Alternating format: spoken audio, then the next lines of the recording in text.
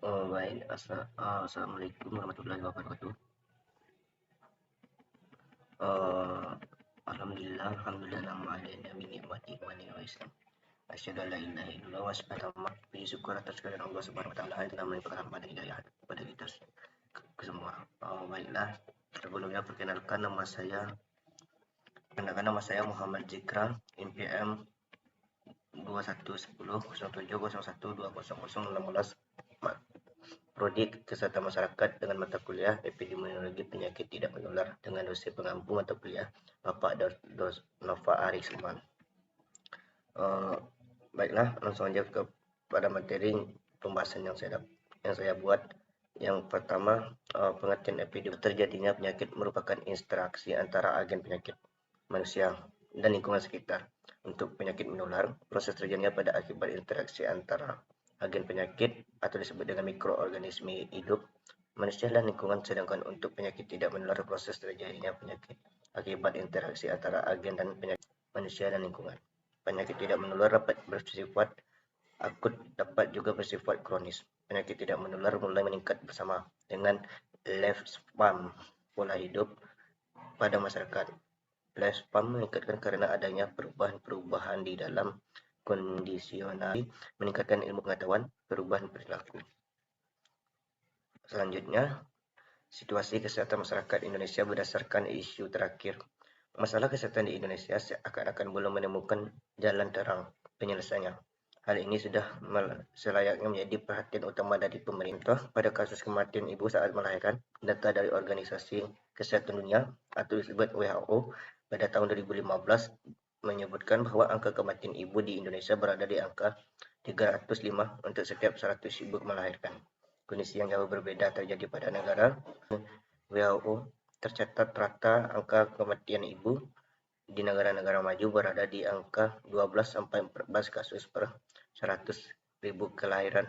Bahkan negara-negara maju seperti Inggris, Jerman, dan Jepang hanya mencatat rata-rata 6-7 kasus kematian ibu per 100.000 kelahiran. Tentu hal tersebut merupakan fakta yang tidak menyenangkan. Baik, materi selanjutnya, 3 transisi yang terjadi di Indonesia dari sisi demografi yang epidemiologi. Teori tentang transisi epidemiologi pertama kali dikenakan oleh Abdel Omar pada tahun 1971. Revisi yang diusulkan oleh ahli yang salah satunya perlu ada pembedaan antara transisi epidemiologi yang terjadi di negara maju. Ada 5 fase yang terjadi di negara maju. Tiga fase transisi epidemiologi untuk negara berkembang seperti Indonesia adalah sebagai berikut. 1.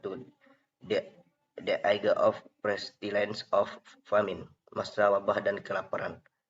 Ditandai dengan tingginya angka kematian, rendahnya usia harapan hidup di bawah 40 tahun, dan pertumbuhan populasi yang tidak terkontrol. Fase ini terjadi sejak 17 hingga awal abad 20. Pola penyakit dan fase ini ditandai dengan peningkatan paparan mikroba, gizi buruk, penyakit karena penyimpanan makmum yang tidak adekuat, penyakit menular, penyakit endemik.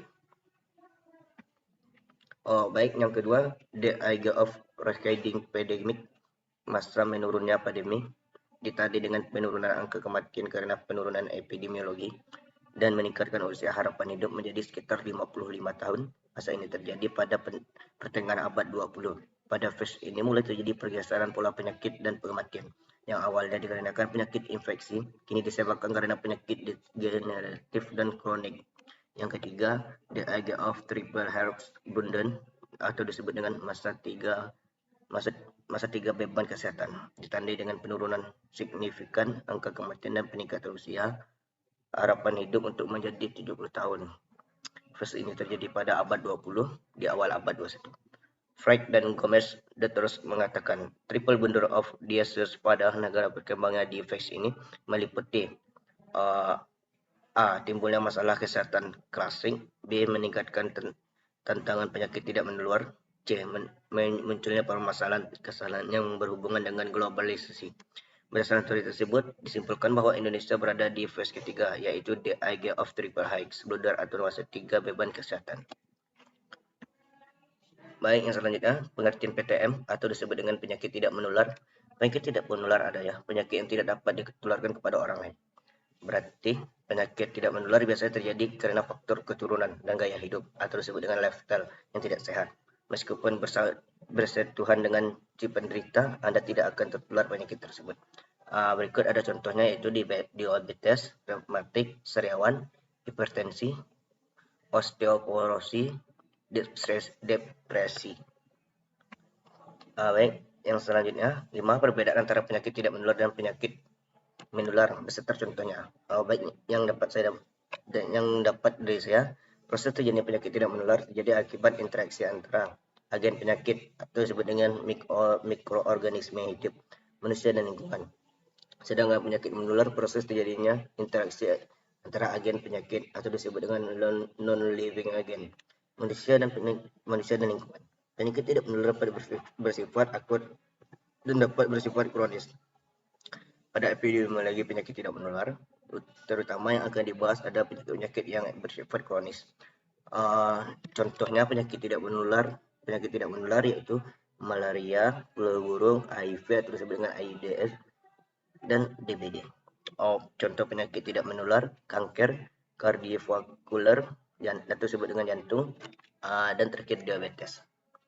Baik, yang selanjutnya riwayat nomor 6, riwayat alami untuk PTM. Ada 3 tahap, yaitu tahap pertama patogenesis, belum terjadi perubahan jaringan.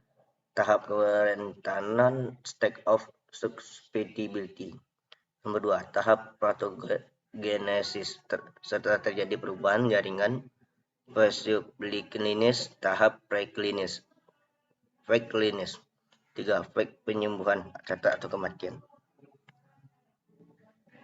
Baik, yang terakhir, faktor-faktor yang terjadi yang penyakit tidak menular. Perilaku yang dapat diubah, seperti penggunaan tembakau, aktivitas fisik, pola makan tidak sehat, dan penggunaan alkohol yang berbahaya, semuanya mengakibatkan risiko penyakit tidak menular. Tembakau menyebabkan lebih dari 7,2 juta kematian setiap tahun, termasuk dari efek paparan asap rokok orang lain. Dan diproyeksikan dan meningkatkan tajam selama beberapa tahun mendatang. 4,1 juta kematian tahun telah dikaitkan dengan kelebihan garam, asupan nutrien. 3, lebih dari setengah dari 3,3 juta kematian per tahun yang disebabkan oleh penggunaan alkohol berasal dari penyakit tidak menular, termasuk kanker. 1,6 juta kematian setahun dapat dikaitkan dengan aktivitas fisik yang tidak memadai. Baiklah, ini yang dapat saya tampilkan atau saya paparkan oleh PPT yang saya cari. Saya tutup. Wabillahi taufiq wal hidayah. Wassalamualaikum warahmatullahi wabarakatuh.